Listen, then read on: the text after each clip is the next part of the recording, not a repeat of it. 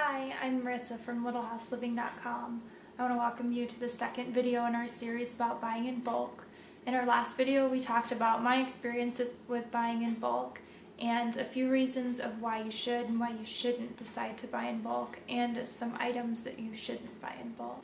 Today we're going to talk about how to buy in bulk and how to budget to buy in bulk. So the first thing in order to buy in bulk is you have to be able to either add to your grocery budget to buy in bulk or reconstruct your existing grocery budget to be able to fit in money to buy in bulk. I think that the easiest way to fit into your grocery budget bulk goods is to just readjust the existing grocery budget that you have. So say for example your grocery budget is $300 a month. Well, you should still spend $300 a month in groceries, but maybe decide that you want to start by spending $50 of that $300 in bulk foods. And you can adjust the amount as the months go on, or you could start with more than that or less than that. It's up to you. If you don't think that you can take part of your grocery budget right now and use it for bulk foods, you could always add just a little to your grocery budget at the moment and test out some bulk food shopping before you decide to take money out of your regular grocery budget to be able to buy foods in bulk. Now, after you've figured out how you're going to pay for your bulk foods, you'll have to figure out how much you need to buy and how much you need to buy per person. So an example I have is that I just purchased 80 pounds of chicken breast. Now, 80 pounds of chicken breast is a lot of chicken, but I know that I need that chicken to last until March of next year, which is still 5 months away. So if I calculate how much chicken we go through each week, I'll be able to know how much chicken I needed to buy now to be able to last us until March. So if you have a goal that you're trying to buy foods for, say you need to buy groceries for the whole next month or for the next 2 months, then you just need to write down how much you go through in a week to be able to figure out how much you'll need to buy when you head to the grocery store or order from your co-op. And if you don't know how much you're eating each week, you need to start by meal planning. I have an ebook that I've written on meal planning that will help you figure out how to meal plan, even if you've done it before, if you've never done it before.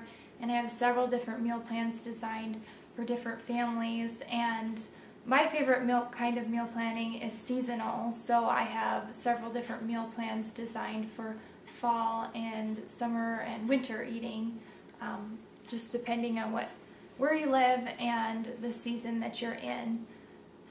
But I would definitely start with meal planning if you have no idea how much your family is eating or going through in a week. That will give you a good basis to know how many meals you need to plan for, what you're going to serve at those meals. And I'm not saying that you need to plan out your meals for the next month or the next 2 months, but at least having a few weeks of meal planning under your belt, you'll get a pretty good idea of what your family is eating and what you need to add to your grocery list when you decide to buy in bulk. So when I talk to people about buying in bulk, the question that almost everyone has before they start buying in bulk is, how on earth do I know what I'm supposed to buy or how much I'm supposed to get? Well, I kind of just answered the how much you're supposed to get, but as far as what you should buy, my best rule of thumb is to buy what you already buy, but just buy it in bulk. So for example, if you're going to search on a co-op website for things to add to your next order and you always buy cream cheese, well, search for cream cheese and add it to your order. But instead of buying just a package or two of cream cheese like you normally would at the grocery store, you would add cream cheese that you need for the next month or however long you're buying for when you decide to buy it in bulk. Another thing you need to consider when you make your grocery list is how much storage space you have for the bulk items that you decide to buy. If you're already maxed out on your storage space and the only place to put stuff is outside, you definitely need to hold off for another month until you have some empty space in your pantry. In the next video, I'm going to show you how to store foods and some creative ways to store foods in different food storage containers. But as far as buying foods in bulk, you definitely need to only buy what you have room for. The other thing to consider when buying in bulk is if you plan to stockpile or if you're just buying from month to month. For the majority of the food that we buy, we just buy it from month to month. And we have a month stored at a time that I buy from my bulk co-op. But we also have a food stockpile. And if you watch the first video, you know that that stockpile that we have is for emergencies. Like if it were to blizzard and we wouldn't be able to make it to the grocery store for a while, or if something happened where our road was out and we couldn't get out of the house, or even in the case if someone would lose their job, we know that we have our pantry full of food, so we don't have to worry about heading to the grocery store and how we're going to pay for the food. So if you're planning on buying in bulk to be able to build or continue your stockpile, then when you make your shopping list each week, you need to consider what you need to buy, how long you're planning on stockpiling for, what you want to stockpile, and how much available long-term storage space that you have, and storage space containers available for long-term. Now when you get to the store where you're buying your bulk food from, there is one very important thing to remember, and that is to stick to your list. And that's a good rule of thumb for any kind of grocery shopping, but especially for bulk grocery shopping, because in a bulk food store, your impulse buys are going to cost you a lot more than they would in a regular grocery store.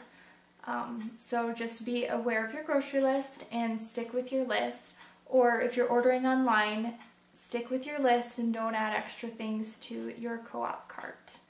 Now, after you figure out how to create your grocery budget to be able to fit bulk into your overall budget, and you figured out how to make your grocery list and have your grocery shopping day, another important thing to remember is the actual shopping days and pickup days.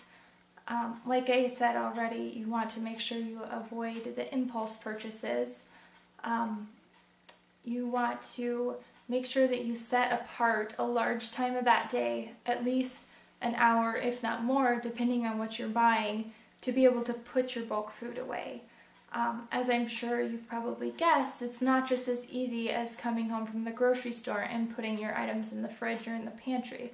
A lot of times you need to sort things out into individual containers or to put it away in large storage spaces. It just depends on what you buy. So you need to plan, depending on your shopping list, you need to plan at least an hour to be able to just put away your groceries when you get home from shopping or from picking up your co-op order. So that's pretty much the basics on how to buy and budget for your bulk items. Later this week on the blog, I will be sharing with you a special list where you can keep track of items and how much you're willing to pay per pound or per unit. I think having a price sheet like that is important before you do any of your shopping or when you go to the grocery store, because not all bulk prices are good deals, and sometimes things are better bought at sale prices or individually packaged. So you want to make sure that you fill out that price sheet and you base it on prices in your area to be able to make sure that you're getting the best deals in your groceries. And if you have any questions on any of this, please leave a comment or come over to the blog and send me a message, and I will try to answer all your questions and get back to you as soon as possible.